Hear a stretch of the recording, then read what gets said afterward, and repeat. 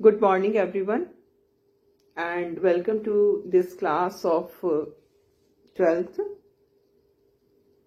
You have completed your pre-board 2 examination and now revision test 3 is approaching.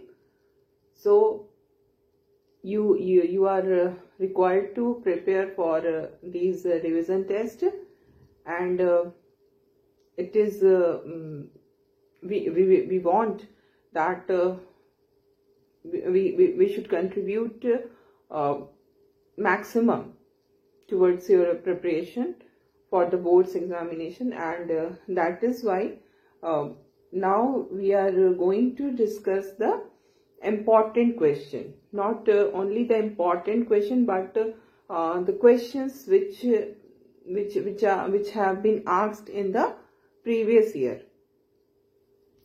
So now onwards the videos will be according to that only. Only important questions from a particular chapter will be discussed in this video, and the chapter which is to come in your revision test, questions from that chapter will be discussed in the video, so that if you observe the video, if you watch the video, then you will be able to prepare in a more efficient manner. So it will be highly beneficial for you if you watch the videos and pay attention towards whatever is being taught to you through these videos. Okay, so I am starting with our first chapter, Cold War. Okay, now in the revision test 1 there will be 2 chapters. Okay, for the syllabus of RT1 मतलब revision test 3rd का जो paper 1 होगा उसमें आपके 2 chapters होंगे, एक तो ये कोल्ड वॉर हो गया और दूसरा जो होगा वो ग्लोबलाइजेशन होगा, बिकॉज ये दोनों चैप्टर्स में आपके काफ़ी प्रॉब्लम्स कम हैं और बहुत अच्छे से समझा हुआ भी है, और ग्लोबलाइजेशन में स्पेशली अगर हम देखें तो क्वेश्चंस, जो नंबर ऑफ क्वेश्चंस बनते हैं वो काफ़ी कम क्वेश्चंस बनते हैं, because content is very less.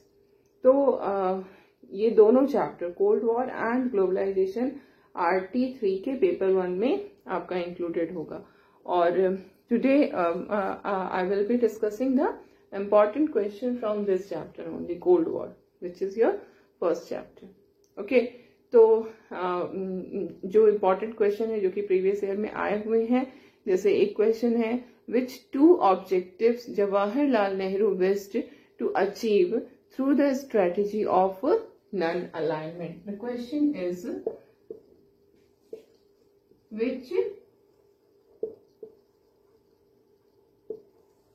which 2 objectives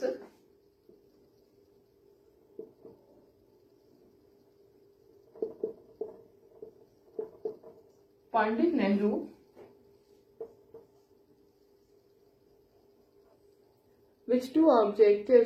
Pandit Nehru wished to achieve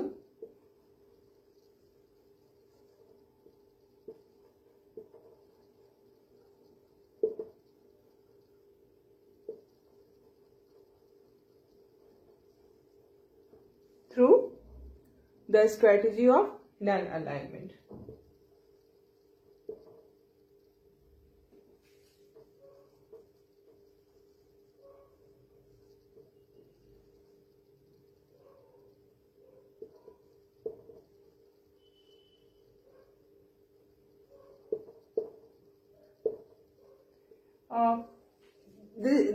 These type of question it's a 1 mark question.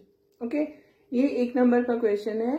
इसमें हम ये देखेंगे कि क्या ऑब्जेक्टिव्स, 2 ऑब्जेक्टिव्स बताने हैं कि क्यों पंडित नेहरू ने जब इंडिया इंडिपेंडेंट हुआ तो नॉन अलाइनमेंट की स्ट्रेटेजी को अपना कर आखिर वो क्या पाना चाहते थे. What was his objective to achieve through this non-aligned strategy. तो पहला जो ऑब्जेक्टिव था वो यही था कि India should be able to decide its foreign policy according to its own national interest. If India was not adopted this non-aligned movement and India किसी भी एक मिलिट्री अलायंस को, जो पावर ब्लॉक्स बने हुए थे सोवियत ब्लॉक और US block, अगर उनमें से किसी भी एक को ज्वाइन कर लेता तो इंडिया अपनी फॉरेन पॉलिसी को इंडिपेंडेंटली कंडक्ट नहीं कर पाता, because in that condition if we are a part of any bloc, then in that situation the countries are compelled to follow the foreign policy according to their bloc, according to the interest of their bloc. So Pandit Nehru was very much concerned about this, that the country should take a firm stand on international issues. The country should not be influenced by any power blocks in taking decisions on international matter. तो पहला जो इसमें reason यही है कि to equip India to take a firm stand on international matters. Okay, this is the first reason. So I'm just writing down the points. सिर्फ points को ही वो भी short में लिखूंगी. You are required to elaborate it. Okay, तो जो पहला reason है वो है to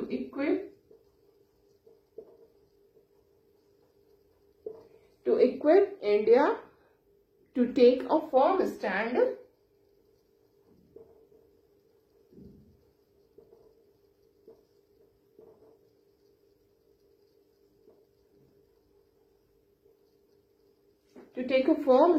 on international issues.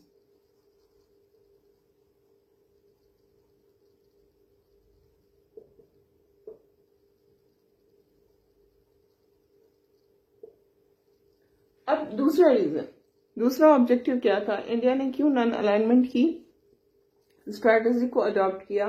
तो it was to enable India to balance one super power against the other. अगर किसी एक पावर ब्लॉक में इंडिया शामिल हो जाता तो वो उसी पावर ब्लॉक के हिसाब से उसे काम करना होता. But by not going in any of the power blocks, India has actually enabled itself to balance one superpower against the other. एक सुपर पावर को बैलेंस किया जा सकता है दूसरे के अगेंस्ट में. यूएसए से कुछ सपोर्ट अगर इंडिया को चाहिए तो यूएसए के मन में ये डर आएगा कि अगर हम नहीं देंगे तो वो यूएसएसआर के पास चला जाएगा. इसी तरह से यूएसएसआर को भी एक तरह का एक फियर होगा तो कि हम नहीं दिए तो वो यूएसए के पास चला जाएगा, क्योंकि इसके पास तो दोनों रास्ते खुले हुए हैं. तो एक तरह से वो क्या हो रहा है, बैलेंस हो रहा है. ठीक है, तो इसी को हम कहेंगे ये दूसरा ऑब्जेक्टिव है कि इंडिया को वो इनेबल करने चाहते थे कि वो एक सुपर पावर को दूसरे के अगेंस्ट बैलेंस कर सके. Okay, so the second is to enable India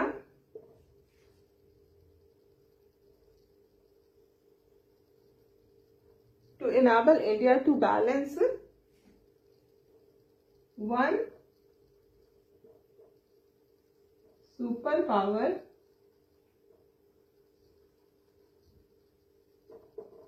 against the other.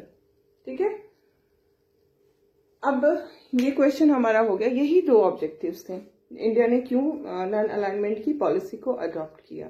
ठीक है, अब जो नेक्स्ट हमारा क्वेश्चन है, the question is why was the North Atlantic Treaty Organization NATO, North Atlantic Treaty Organization also called Western Alliance. ठीक है, north Atlantic treaty alliance को हम लोग वेस्टर्न अलायंस भी क्यों कहते हैं?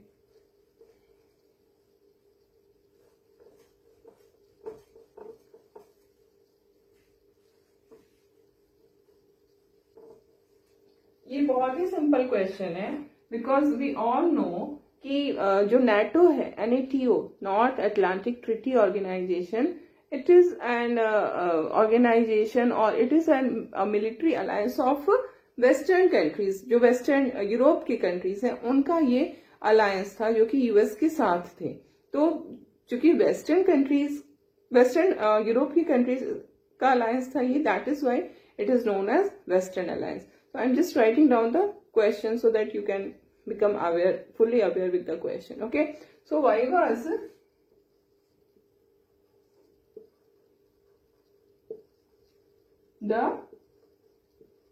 you must remember the full form of all these NATO, CATO, CENTO. इन सब के full form बहुत ही important है, because you have this MCQ this year. There are 16 MCQs will be there. तो ये इस तरह के क्वेश्चंस MCQ के लिए बहुत ही appropriate questions होते हैं, तो it must be in your memory. Okay. So why was the North Atlantic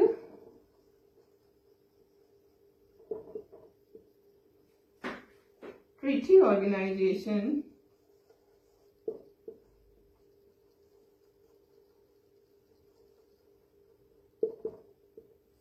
Why was the North Atlantic Treaty Organization also called Western Alliance? Also called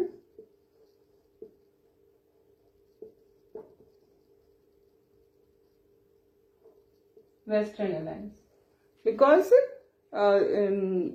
most countries of Western Europe sided with US. And they formed this NATO, North Atlantic Treaty Organization, and that is why this is known as Western Alliance. Okay, now we come to the next question. Now the third question is what is Cold War? This is the most important question, क्योंकि इस तरह के questions बहुत ही ज़्यादा common question है, important question है. What is Cold War? So, what is Cold War? Whenever you are going to define Cold War, then there must be some keywords. Her answer में आपके कुछ न कुछ keywords होते हैं, और वो keywords आपके आंसर में जरूर आने चाहिए, because without those keywords your answer is incomplete. ठीक है, तो इसलिए ये बहुत इम्पॉर्टेंट है कि जब भी आप आंसर आप अपना प्रिपेयर करें तो उसमें कीवर्ड्स को इंक्लूड किया जाए. ठीक है, तो अगर क्वेश्चन है डिफाइन कोल्ड वॉर या व्हाट इज कोल्ड वॉर,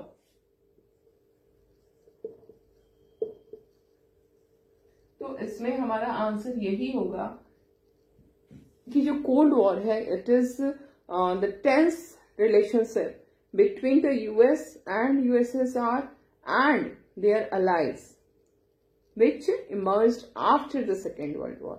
अब अगर इसमें हम keywords देखें तो क्या होगा? Tension, tense relationship,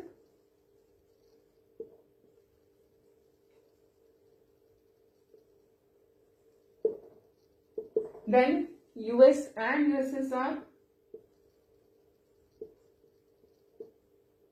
then after the Second World War. So Second World War, after Second World War. तो जो हमने पहला सेंटेंस जिसमें हमने बताया क्या है कोल्ड वॉर, ये इसके कीवर्ड्स हैं. ये वर्ड्स आपकी जरूर आनी चाहिए उसको बताने में, कोल्ड वॉर को. ठीक है, and then we will see that cold war emerged because of opposite ideologies, that is capitalism and socialism. So these are ideologies, capitalism, socialism. These are your again the keywords, है ना? And this was the war which was never fought with weapons, है ना? ये जो war था, इसको लड़ने का जो तरीका था वो कभी भी डायरेक्ट वॉर नहीं था। That is why it was known as cold war, क्योंकि इसमें जब भी फाइट हो रहा था, लड़ाई हो रही थी, तो वो कभी भी डायरेक्ट फाइट नहीं था। It was not a direct fight. Okay, तो ये हमारा होता है कि कोल्ड वॉर क्या है। अब नेक्स्ट क्वेश्चन हम लोग देखेंगे। Now the next question is name the two super powers responsible for cold war.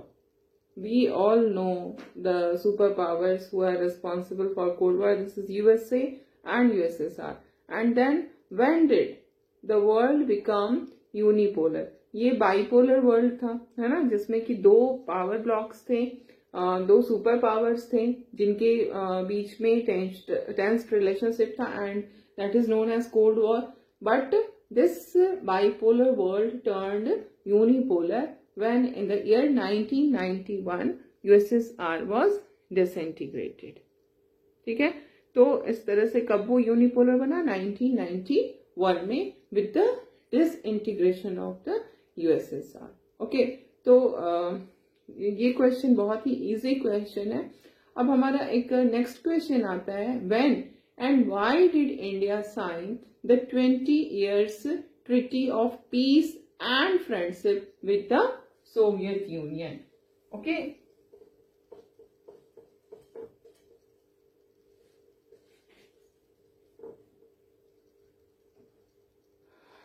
अब हमारा क्वेश्चन है, when and why did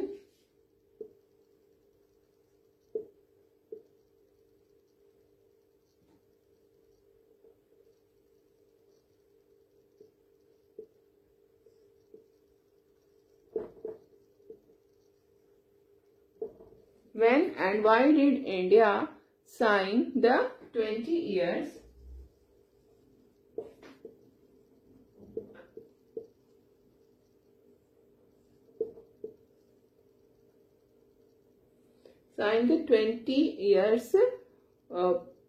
treaty of peace and friendship?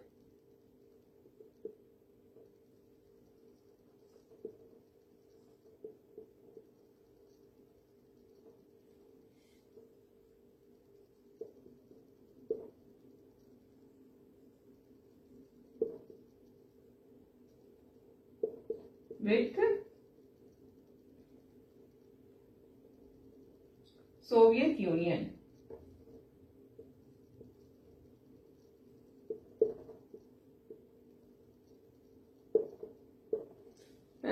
India ने 1971 में सोवियत यूनियन के साथ treaty of peace and friendship किया था, है ना.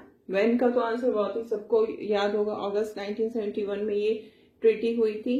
और ये ट्रीटी क्यों हुई थी? ये ट्रीटी इसलिए हुई थी क्योंकि यूएस, पाकिस्तान और चाइना का एक नेक्सस बन रहा था. तीनों, यूएस, चाइना एंड पाकिस्तान. इसमें चाइना 1971 ईयर है, जबकि चाइना के साथ इंडिया एक वॉर हो चुका है, पाकिस्तान के साथ वॉर हो चुका था. ऐसे में जो दो हमारे जो नेबर कंट्रीज थे, उनके साथ हमारे रिलेशन अच्छे नहीं थे. वो दोनों एक हो गए थे और उनको सपोर्ट एक सुपर पावर जो उस समय का था वो कर रहा था. तो इन तीनों का एक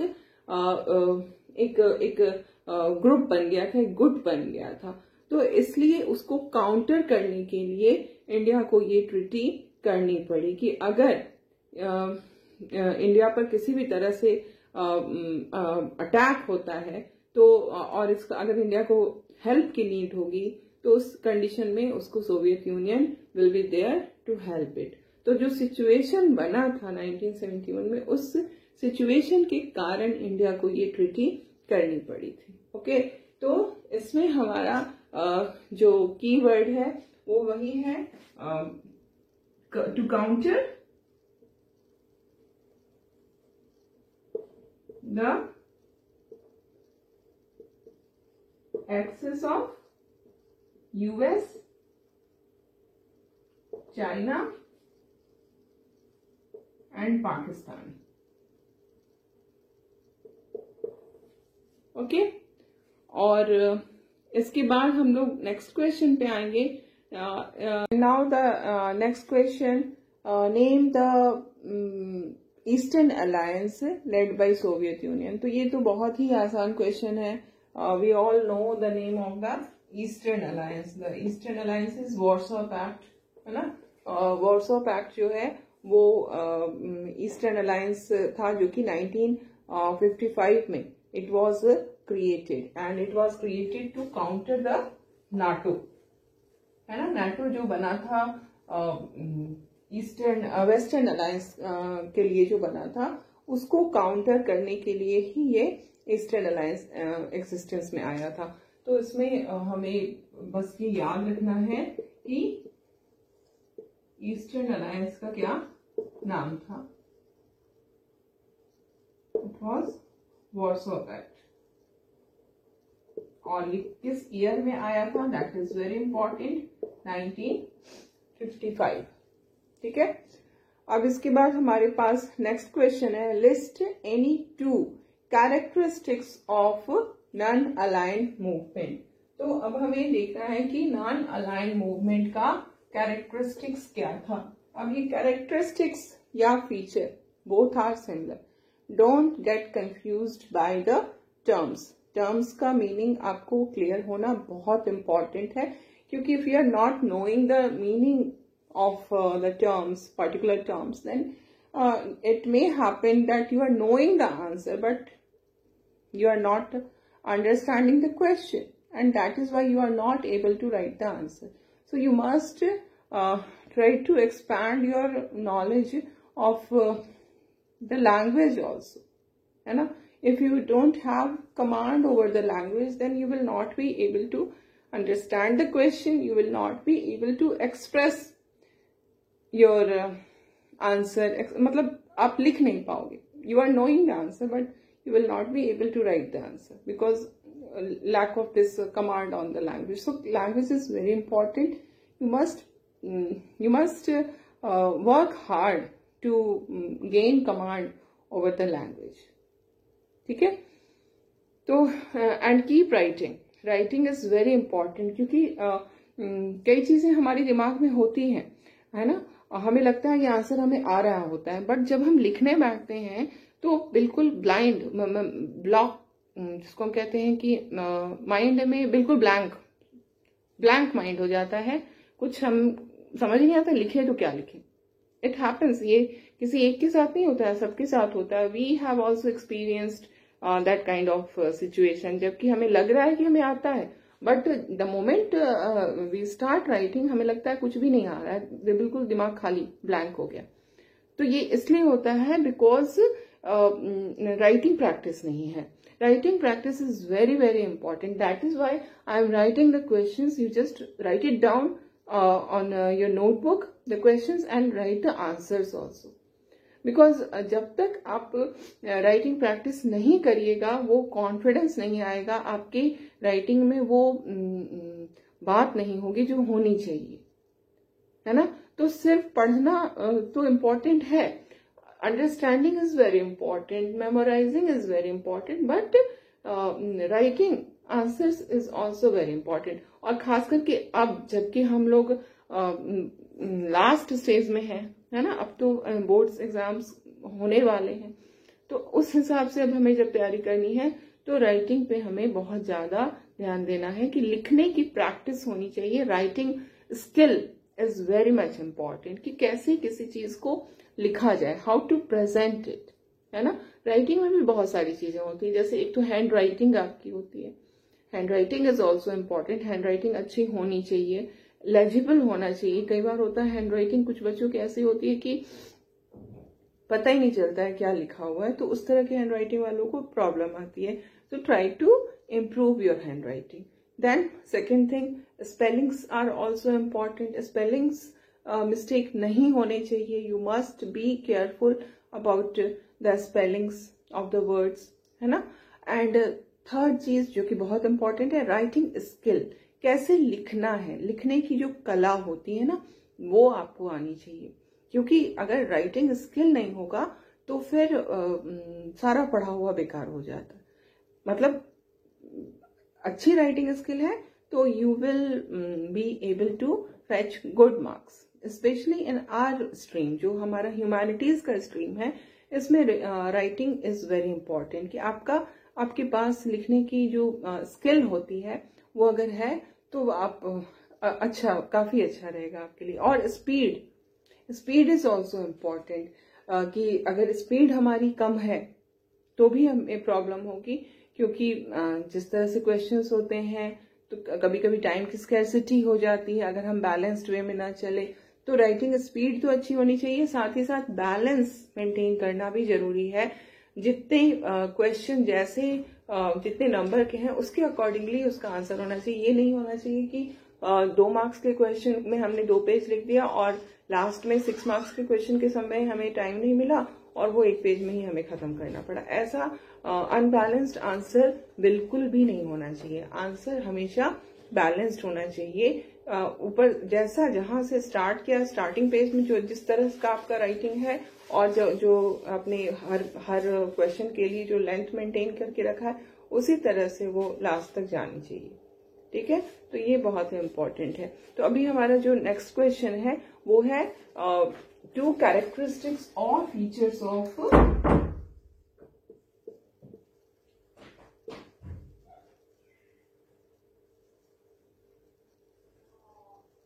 कैरेक्टरिस्टिक्स और फीचर्स, बोथ आर सिमिलर। ठीक है,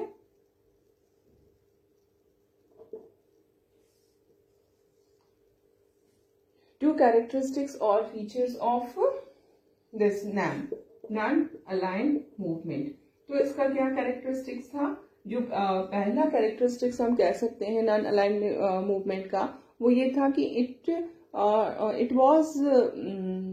it disassociated itself from military alliances। इसको मिलिट्री अलायंसेस से कोई भी मतलब नहीं था। तो पहला इसका जो फीचर हम लिखेंगे वो है डिसएसोसिएशन फ्रॉम मिलिट्री अलायंसेस।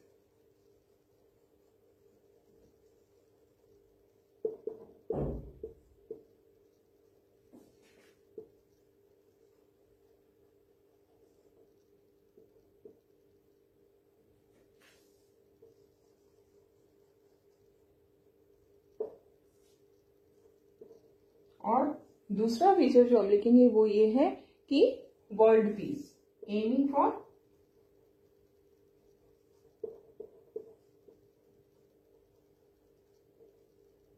कैसे वर्ल्ड पीस को हम अचीव करें।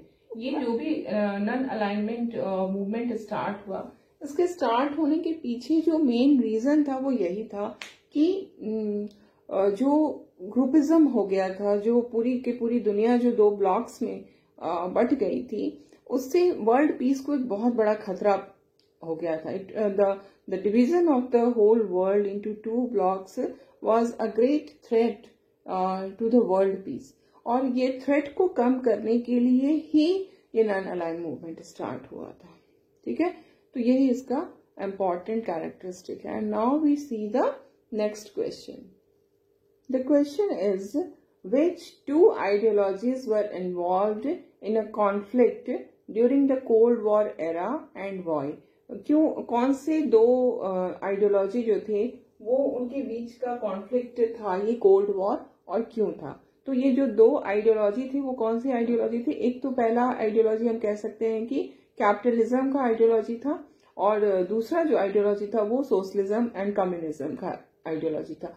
तो यहाँ पर कैपिटलिज्म के साथ एक और चीज एसोसिएट हो जाती है, वो है लिबरल डेमोक्रेसी। तो इसमें हमारा जो आइडियोलॉजी है वो 2 आइडियोलॉजी है। ठीक है,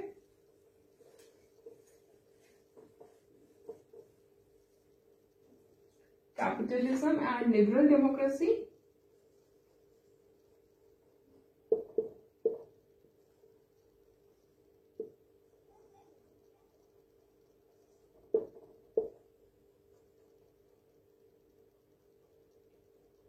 और दूसरा जो आइडियोलॉजी है वो है सोशलिज्म एंड कम्युनिज्म।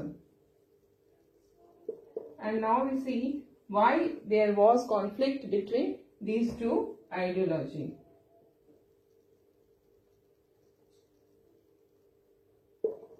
ओके, तो अब इसमें हम देखेंगे कि इन दोनों के बीच में क्या टकराव क्यों था?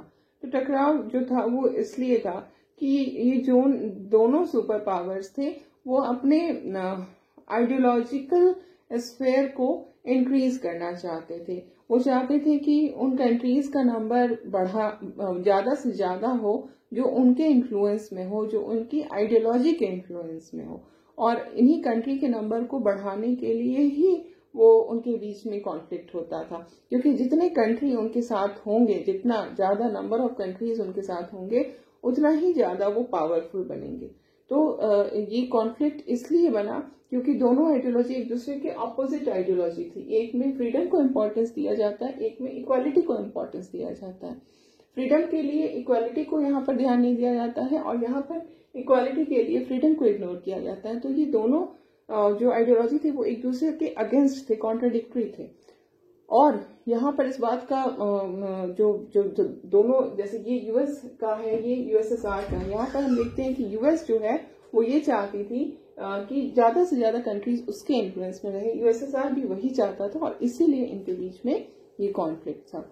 So this is all for today. Now we will discuss other questions, other important questions in the next class.